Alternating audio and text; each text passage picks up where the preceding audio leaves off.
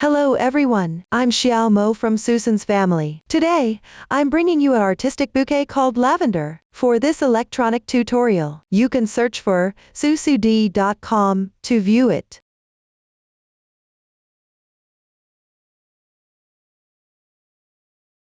The bouquet consists of lavender and its packaging. We have a separate video for explaining the packaging part. This video only covers the making method of the lavender. The lavender is divided into large lavender and small lavender. The making methods are almost the same. The difference lies only in the stitch count, etc. Both are made up of lavender fabric pieces, thick wire, and flower stems. First, complete the crocheting part before assembling everything at the end. Let's start by learning the lavender fabric piece. For both large and small lavender pieces, we will start from the foundation chain and crochet a row. The stitch techniques used here include chain stitches CH and single crochets SC, slip stitch SL street, CH3 SL picket stitch, and CH5 SL picket stitch. Now, please watch as I demonstrate the specific crocheting method. Before we start crocheting, let's learn the basic posture for crocheting. For convenience in watching, I will use thicker cotton yarn in a different color for the demonstration. For specific yarn, color schemes, and hook sizes, please refer to the detail page of our product and the paper instructions. First, let's start with casting on. Take the end of the yarn around your little finger, thread it through between the middle finger and index finger. Then,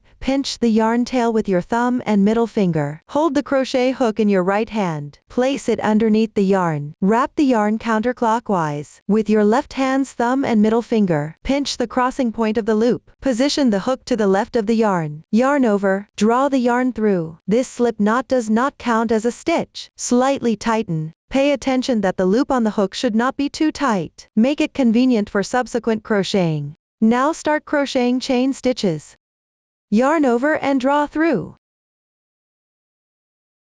1 chain stitch is completed.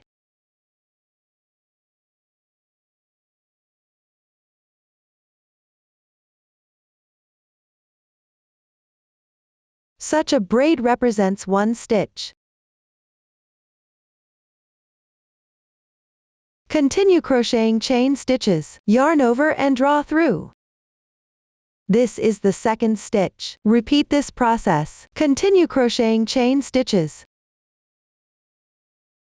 all the way down to the required number of stitches. Refer to the chart for the number of chain stitches needed here.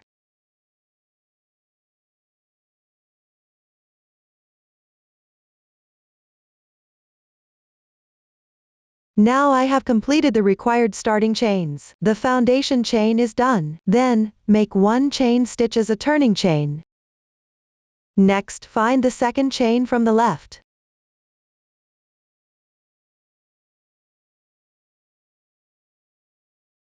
It's right here. Pick up the outer half loop of this chain. That is, this strand of yarn. Work a single crochet. Insert the hook. Draw the yarn through. Now there are 2 loops on the hook. Yarn over. Draw through all loops at once. 1 single crochet is completed. Continue working down. Similarly, pick up the outer strand and work a single crochet.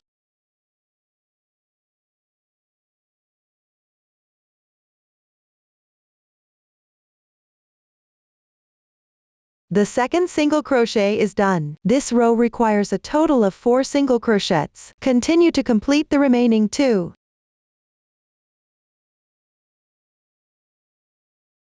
Three, 4,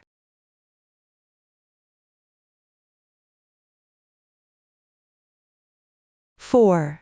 After completing the 4 single crochets, you need to work a CH3 SL picket stitch next. For convenience, we'll refer to this as a CH3 SL picket stitch from now on. First, work 3 chain stitches. After completing them, locate the 3rd chain from the end. It's right here. Pick up the outer strand and work 1 slip stitch.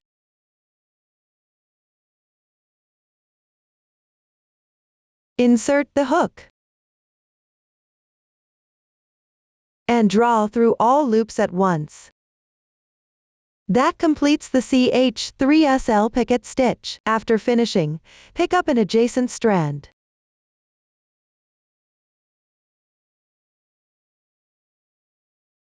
And work one slip stitch. The method is similar to what we did before. Draw through all loops at once. Slip stitch completed. We consider the CH3SL picket stitch and one slip stitch as one group. Continue by repeating this process. Start with a CH3SL picket stitch.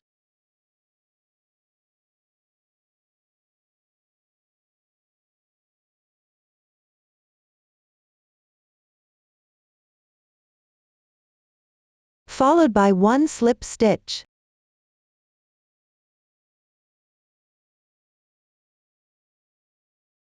That completes the second group. Everyone should follow this method to complete the remaining groups.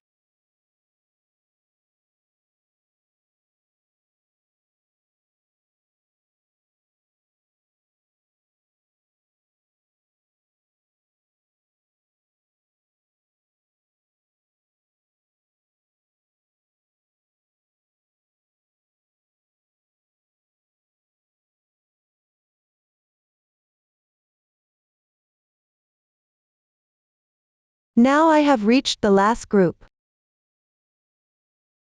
The fabric will naturally curl up while crocheting. This is a normal phenomenon. Next, you need to crochet a CH4SL picket stitch. For convenience in explanation, we will refer to this as a CH4SL picket stitch. First, make 4 chain stitches.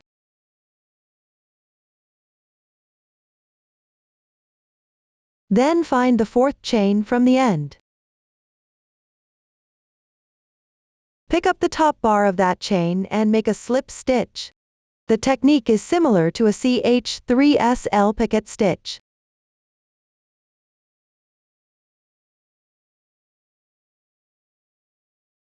That completes one CH4SL picket stitch. Next, work a slip stitch in the adjacent position.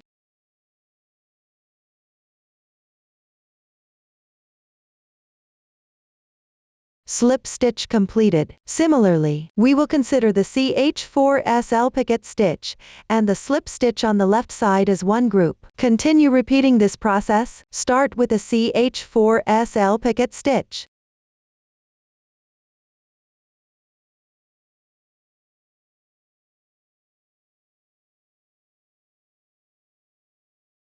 After completing it, make another slip stitch on the left side.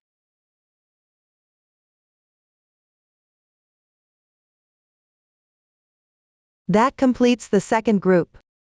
Continue following this method all the way down to the last group.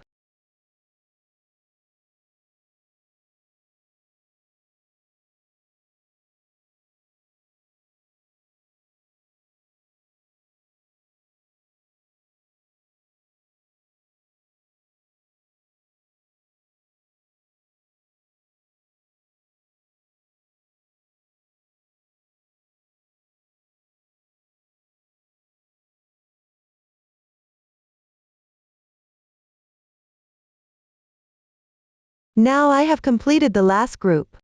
Next, you need to crochet a CH5SL picket stitch. For convenience, we will refer to this as a CH5SL picket stitch. The technique is similar to the previous picket stitches. The only difference is the number of chain stitches. Start by making 5 chain stitches. Then locate the 5th chain stitch from the end, and work a slip stitch there. Insert the hook. And pull the yarn through. One CH5SL picket stitch is completed. After completing it, continue by picking up the outer strand on the left side, and working a slip stitch.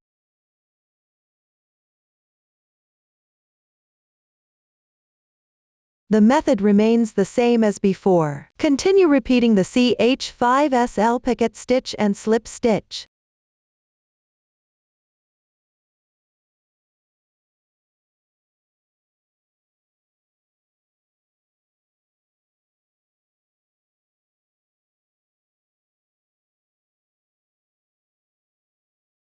We will finish this section.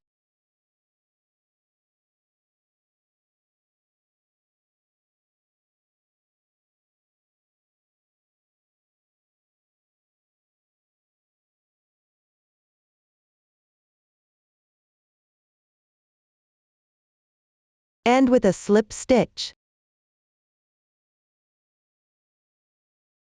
Then secure it with one chain stitch. Pull tight.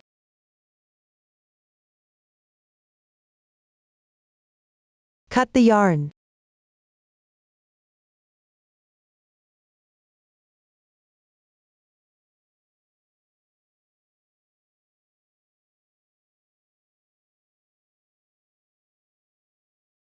You can leave the yarn tail for now. That concludes the lavender fabric piece. After completing the lavender fabric piece, we will now proceed with the assembly. The assembly method is the same. Now, I will explain the assembly process for one bunch. First, take out the thick wire, the lavender fabric piece, and the glue. Apply a small amount of glue to one end of the thick wire. Next, locate one end of the lavender fabric piece.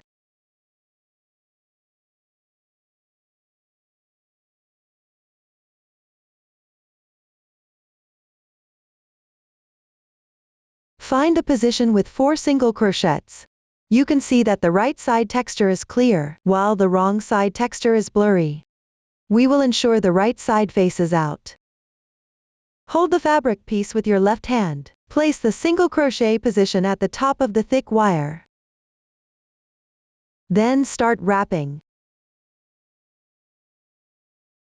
Pinch the starting position tightly.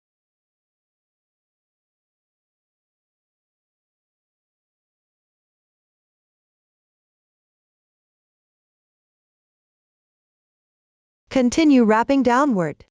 Make sure the fabric piece doesn't twist.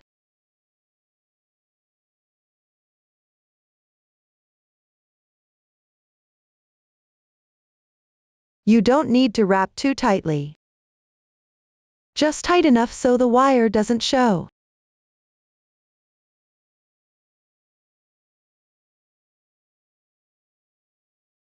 After wrapping a section, apply more glue.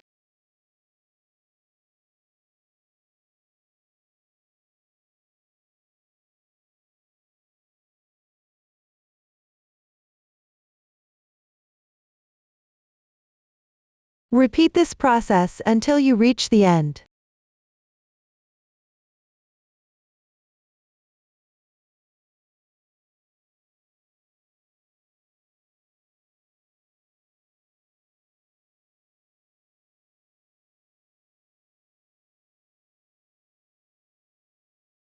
Now I've reached the final position. Apply a bit of glue to secure it.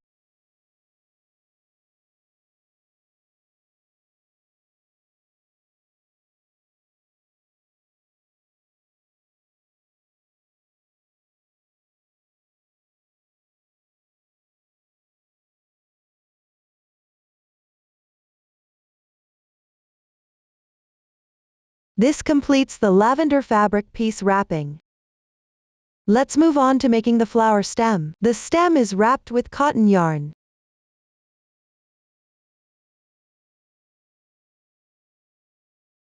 Take out the corresponding yarn. I'll demonstrate with a small sample here.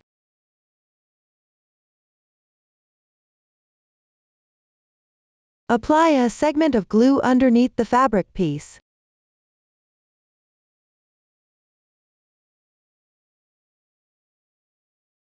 Leave a small section of the yarn tail below the fabric piece, then start wrapping.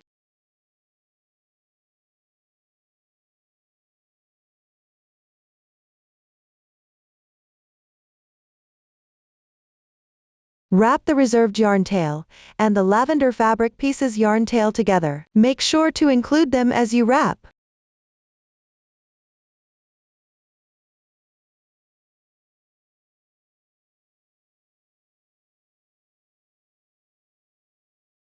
Wrap slowly to ensure everything is secure. Be careful not to expose the thick wire inside.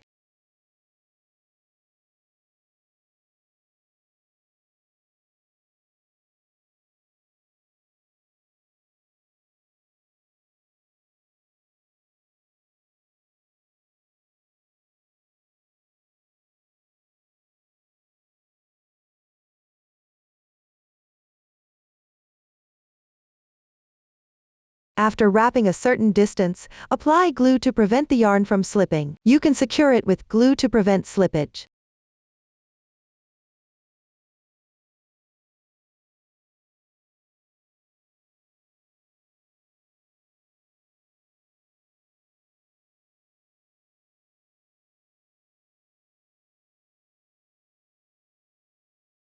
Continue wrapping in this manner until you reach the desired length. Leave about 10 centimeters at the bottom unwrapped.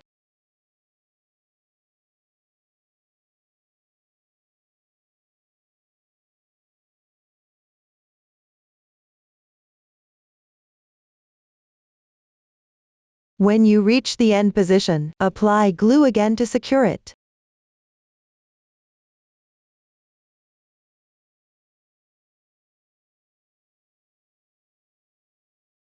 Then cut the yarn tail. Pinch tightly.